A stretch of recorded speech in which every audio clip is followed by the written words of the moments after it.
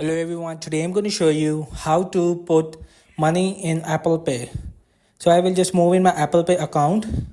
So right now, after setup now, you can add a fund to your Apple account balance on an iPhone or iPad by tapping add money to account.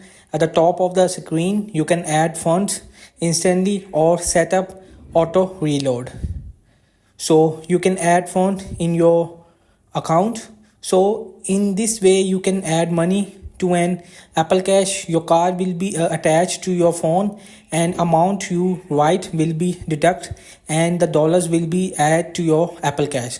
So you can use at anywhere contactless in stores, and you can also for purchasing online items. So hope this video help you. Please don't forget to like and subscribe and get notified for more videos.